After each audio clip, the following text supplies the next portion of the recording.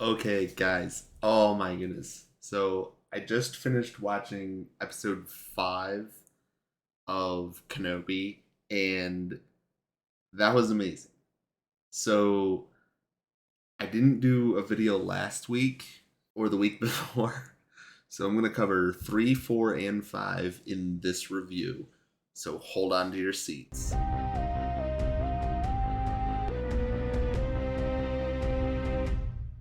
If you haven't seen any of Kenobi yet, you need to go and watch Kenobi because this is going to be complete spoilers for the whole series. Um, we're going to start with episode 3, a little bit of episode 4, and then episode 5 is very fresh in my mind. So, episode 4, to me, it was still like the 45 minutes, 50 minutes that they run, but I'm not going to cover a whole lot in it. So let's go to episode 3. So, the end of episode 2, Obi-Wan rescues Leia, and they're on their way back to Alderaan. From what it looks like in episode 3, and this is what they want you to think, Reva, the third sister, is after Obi-Wan to prove herself to Vader. Like we learned in episode 2, she kills the Grand Inquisitor.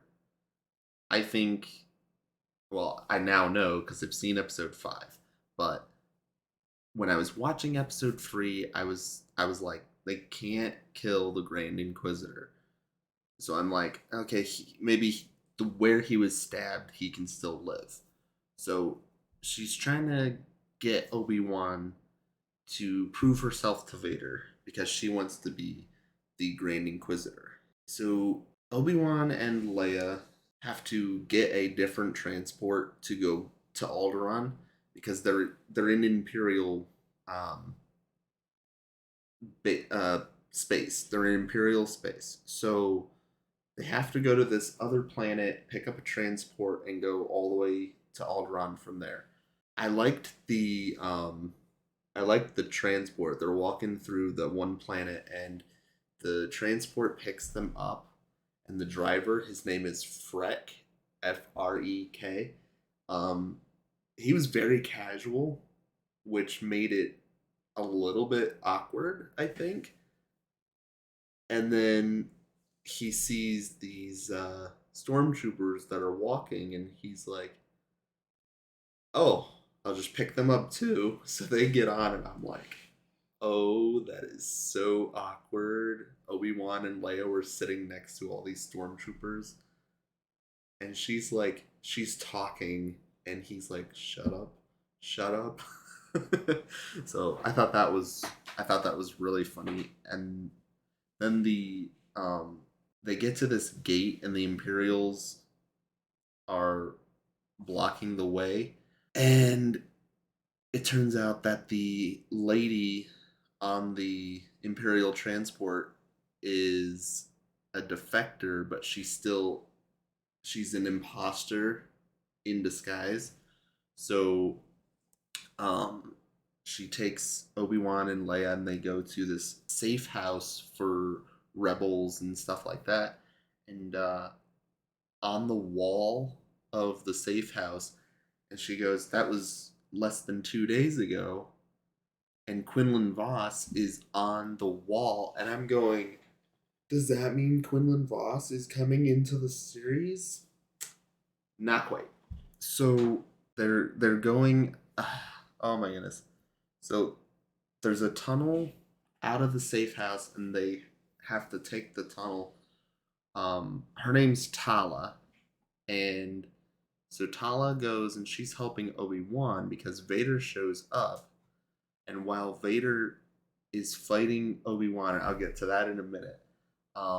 Vader's fighting Obi-Wan. Reva goes in and for a second time kidnaps Leia. And I'm going, ugh, Leia can't get a break here. We'll get into the Vader fight. So Vader is still very fresh revenge towards Obi-Wan.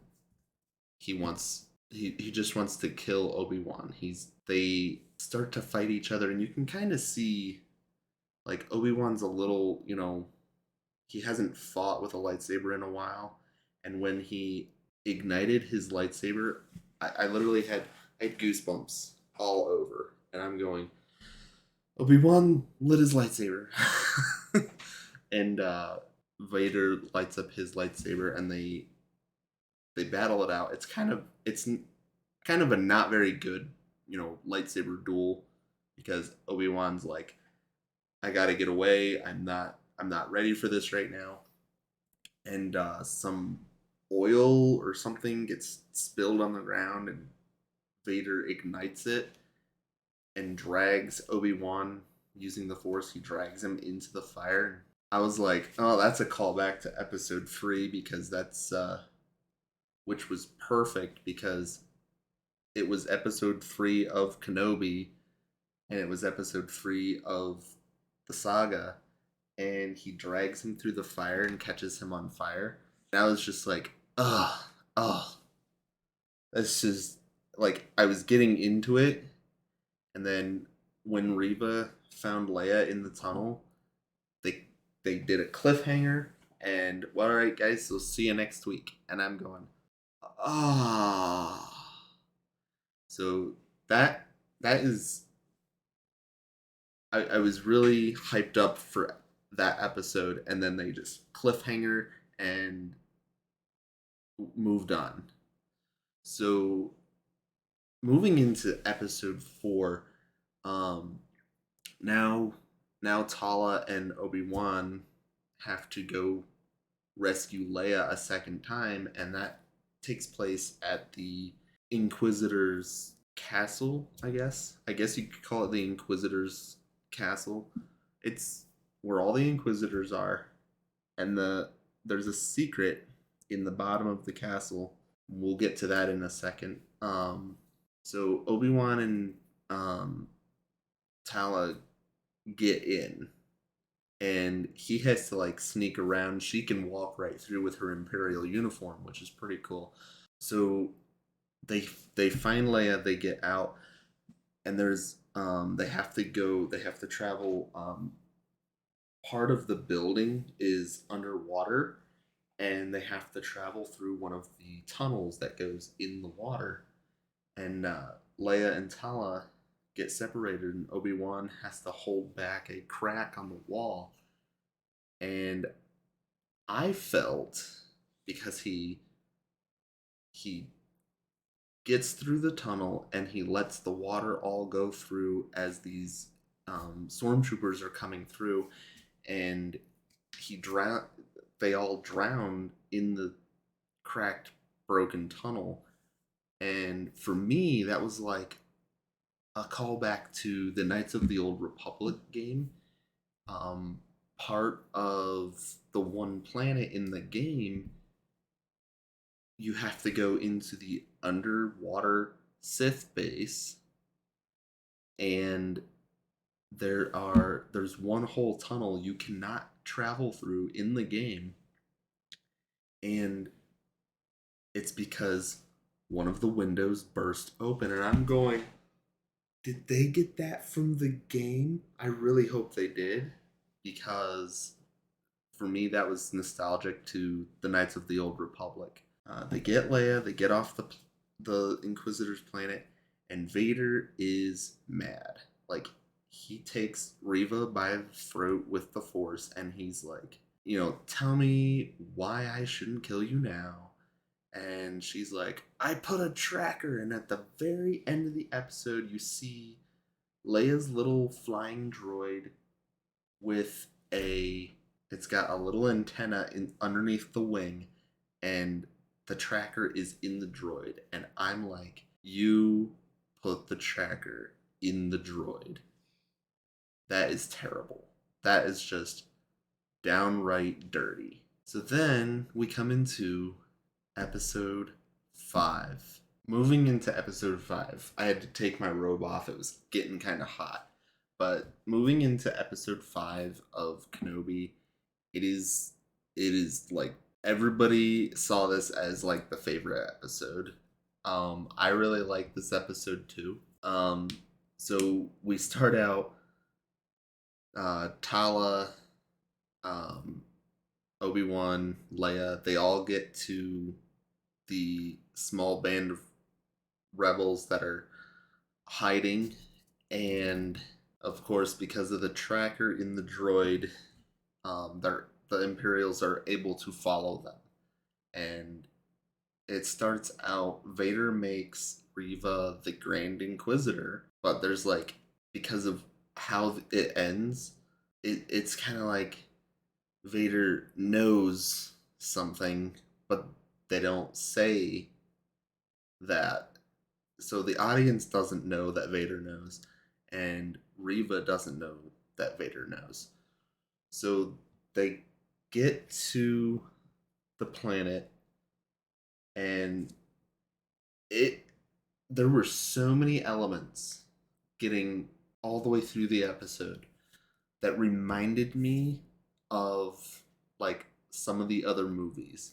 So the rebels are stuck with only one other exit, like the Last Jedi. They're stuck in that cave with the doors shut, and the First Order's trying to get through. Same thing in this episode. The rebels are stuck inside the cave with the door shut, and they're preparing a ship to leave. And then um, this this part actually reminded me of The Hobbit when um, Bard comes to the gate of the Hobbit of Erebor and is talking to Thorin through the door, and Reva does the same thing. She goes to the door and she's talking to Obi-Wan, and this is where we learn that she was one of the younglings, and she actually wants to kill Vader herself, which bringing Obi-Wan is going to lure Vader because it's Anakin, and she doesn't she doesn't know Anakin well enough like Obi-Wan does. He's like, "You're making a mistake. We can work together. We would need to both fight him together. Not You can't take him on your own." And she's just like, "No, I can do it. Yeah, I can do it." And I'm like, "That's not gonna go too well." So then there's another element where the finally, like, Reva's tired of Obi-Wan talking. She cuts through the door and she gets through, and everybody starts fighting. The rebels are shooting, the stormtroopers are shooting. She goes after Obi-Wan. He's just cutting down stormtrooper after stormtrooper, and they're getting down the hallway, and I had like a Rogue One flashback, and I was like, "Oh no, Tala gets shot, her droid gets shot, and then Tala sacrifices herself to save everybody else." And I was like, "Oh, it's Rogue One all over again." So that was there. And then another element from another movie was actually the flashbacks that Vader and Obi-Wan kept having, and that was of a duel, a, I'm assuming a practice duel back from the episode 2 era. And I was like, "Oh, this is so good," because it's like right before, like maybe a week or two before Obi-Wan and Anakin go on the mission to protect Padme in episode 2. And I'm like, "Oh, this is so good." So we actually got some Hayden Christensen FaceTime, and that that was nostalgic for me, bringing it back like that. And you could see the parallel of what was happening, where Obi-Wan attacks, Anakin attacks, Obi-Wan defends, Anakin keeps attacking, and Vader's doing the same thing. And so for Obi-Wan, Anakin's predictable in the fact that he keeps attacking, attacking, attacking, but he won't attack if he's defenseless. So Obi-Wan basically surrenders himself, but he leaves his lightsaber with the Indian guy, which I am glad he came back because he was pretty funny. Haja, I think his name is, and so he leaves his gun, his communicator, and his lightsaber with Haja. He goes out and he's talking to Riva, and he tries again to reason with her. We need to take Vader together. She makes the mistake of saying to the stormtroopers that have Obi-Wan in handcuffs, she says, "Take him back in there." And Vader lands. He gets there. He's walking. He's like, "Where is he?" And she's like, "Oh yeah, he's in there." Duh. Obi-Wan's not gonna stay there. He runs back. He gets on the ship with all the other rebels, and they leave. And I like the fact that as they're leaving, Vader grabs the ship out of the sky and he pulls it back down and he rips the door off. You see so much Vader force. It's amazing, which you see a lot of that in, if you've ever played The Force Unleashed, and just the extreme force power of Vader is shown in pulling the ship down and ripping the side off. And he did not expect a decoy. They had a they had two ships. The one ship that flew up was the decoy, and the rebels leave on the other ship. And Vader sees that as a failure on Riva because she let them get away again. she she comes back in because he's so focused on Obi-Wan. She comes in behind him, but he senses that he's being betrayed here, and she tries to kill him, but of course he is higher above her in knowing, like, he's being betrayed. And they go into this little lightsaber duel. He never even pulls his lightsaber out. Okay? So he actually takes she has the spinning lightsaber, and he actually takes her lightsaber, takes it apart, and then they fight each other with her two blades. And I'm going, okay, that's cool. And then right before the end there, he takes the other blade back, and I'm going, just remember, he's got three lightsabers, so you're done. Okay?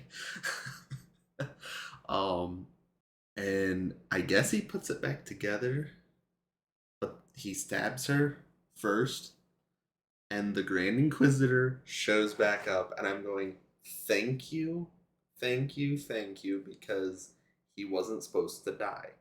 So he can go on. He's now in the Rebels, and if you've seen all the Rebels, you know the Grand Inquisitor dies at the hands of Ezra and Kanan. So we know the Grand Inquisitor lives after Kenobi. I'm super glad he's alive. He's back in it. Vader stabs Riva. Um, as I've said before, Moses Ingram is playing the part very well. She's an Inquisitor. She used to be a youngling. She has this like hatred towards Vader because he killed all her friends. Her hatred towards Obi-Wan is that he didn't come back, and it was his Padawan that came to the temple and killed all the Jedi. So she's got like the big issues for both Anakin, Vader, and Obi-Wan. So I really love the way they're pulling it all together, and then the episode ends focusing on Luke on Tatooine, and I'm going, ooh, he's gonna be in episode 6. I also heard rumors that there's going to be a second season, and I'm really hoping those rumors are true. Anyways, guys, this is my full on spoiler review of the Kenobi series. This episode I did 3, 4, and 5 in the review. I kind of ran through 3 and 4, and I hope to see you guys next time and to like and subscribe. So thanks for watching.